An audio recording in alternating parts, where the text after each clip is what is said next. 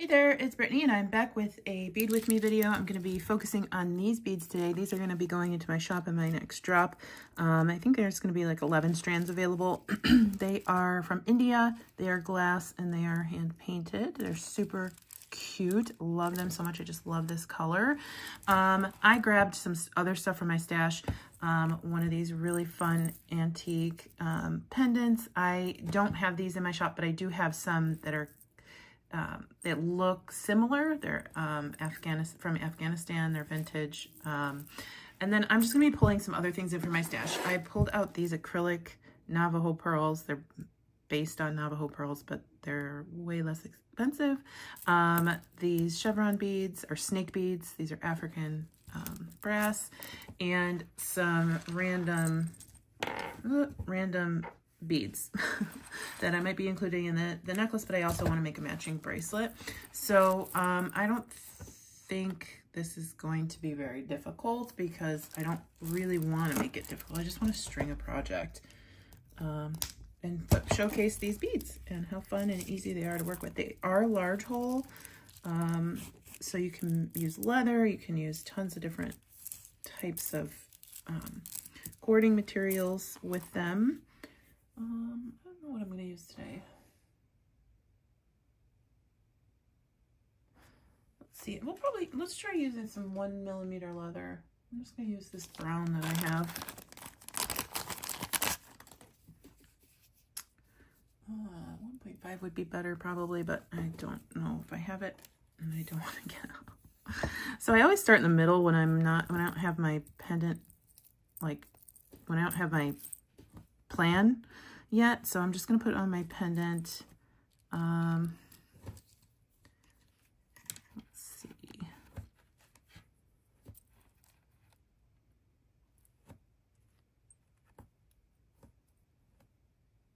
Just trying to pair up some of these beads. And I know I want to, I'm going to have to use this one on the bracelet because I don't have a second one like it.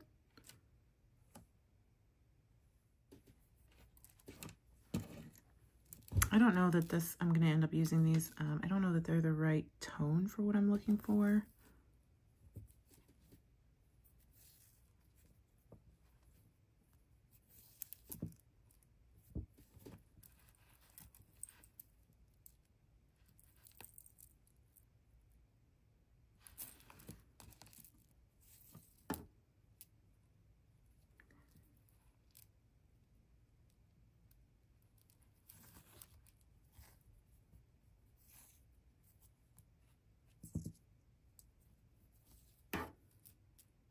I might not use these snake beads either. I have some other beads that are similar in color to this. The snake beads are just, I love them, but sometimes they just don't settle right, and I don't know that that's what I want on my necklace, and it's not. So I'm gonna look in my bead stash. I'm gonna go with these instead, and I've used these on several videos. Got these in Tucson several years ago, and I think I might put them between each bead.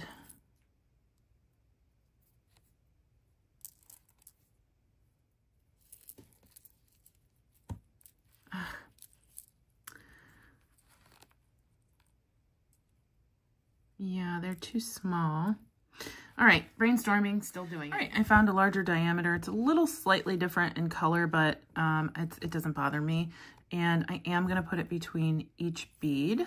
And then I think after 5 of these blue beads, I'm going to put on one of these silver beads over here. I just have to make sure some of the holes in these Indian beads are very large. All right. I love how that looks. I got out these bead caps, and I'm going to put that on each section of my blue beads to kind of differentiate it from my next focal. I did restring and put one down toward the pendant too.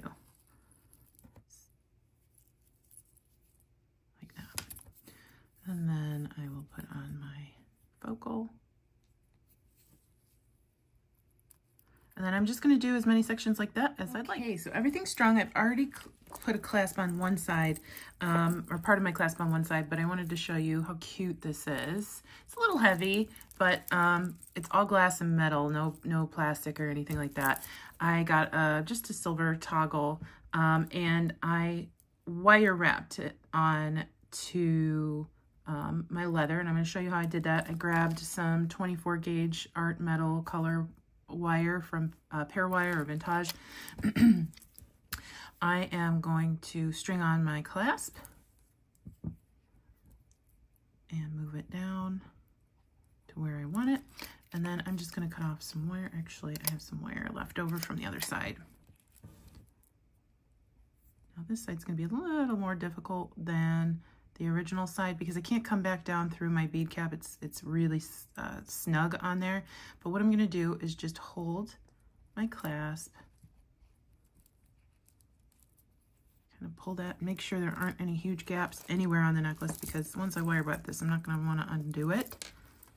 So move everything down toward the other side of the necklace. Grab your wire.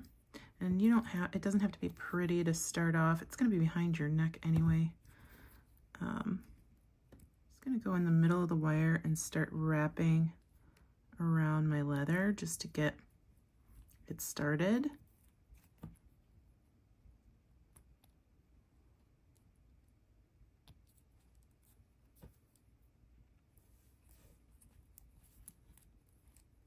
There we go. So that's not going to move anymore. And then I'm just going to wrap. I'm trying to make it look nice. At the beginning it doesn't look nice, but you can always wrap over that if you want. I'm just using my fingernails to get the wraps closer together.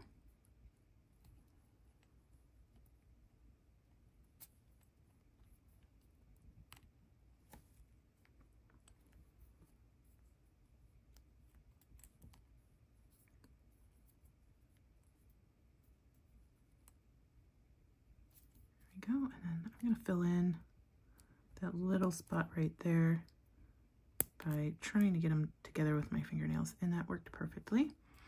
And just do a couple more wraps here, and this is super secure. Now it is 1mm leather. I'm not going to wear this necklace a lot. If you are going to wear your necklace a lot, just make sure that you're either using thicker leather or a different stringing material, because leather can break over time. It's going to get worn down. I am going to just trim my wire here.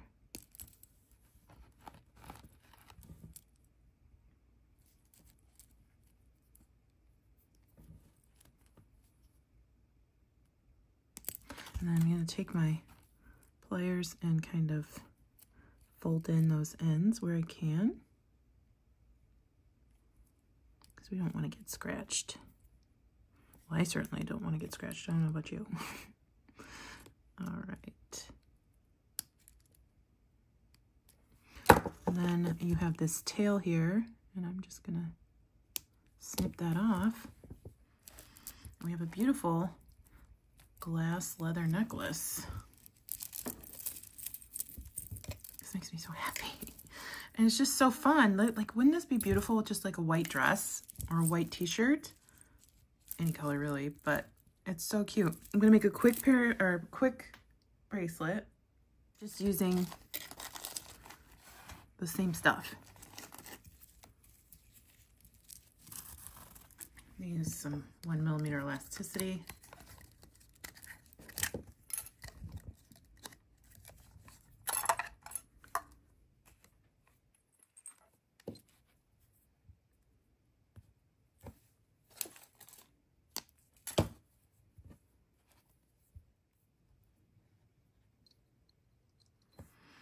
Okay, so there's the focal on my bracelet, just a bunch of metal beads together, and then we're just going to fill in with our glass beads.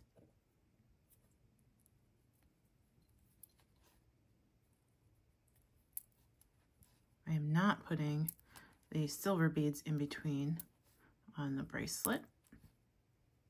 Okay, and then I am going to stretch my cord. I never remembered to stretch it beforehand, but don't be like me. Stretch your cord before you string your beads. This is the time it's gonna break. If it's gonna break, if you do it right, it won't pop. We want to stretch that before we tie it because over time stretchy cord stretches and this will prevent you from having to restring your bracelet. I'm just going to tie a knot. That's 1, 2, 3. There are many different ways to tie a knot on a stretcher bracelet. This is the way I've done it for years and years and years and years. But no way, the other ways are not wrong. So if you do it a different way, more power to you. I am going to put a dollop, that was way too much glue, but you saw the state my GS Hypo cement is in. And then I'm just going to get that around that knot. Let that dry for approximately 5 minutes. And then come in and cut the tails. Since we're doing TV here, I'm just going to come in and cut my tails about 1/8 of an inch.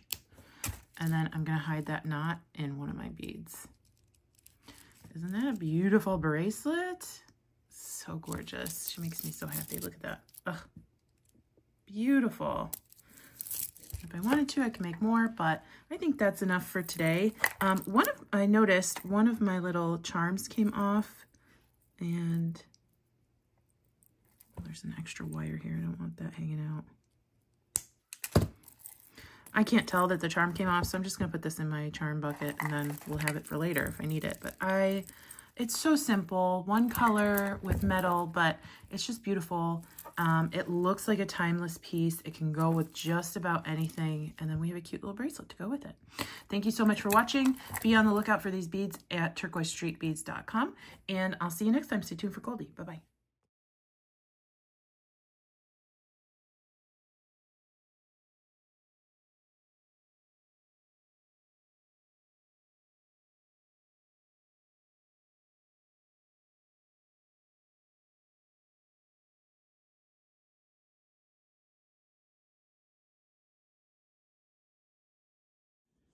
She's got the zoomies. Come back here. She's got the zoomies. What you doing? You get a bath? Because you're going to the doctor. Yeah, you're going to the doctor. Did you get the zoomies? Yes. Did you get the zoomies?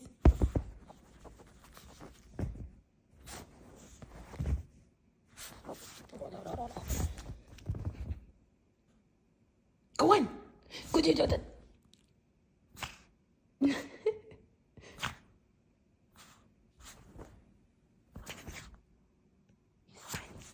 so funny.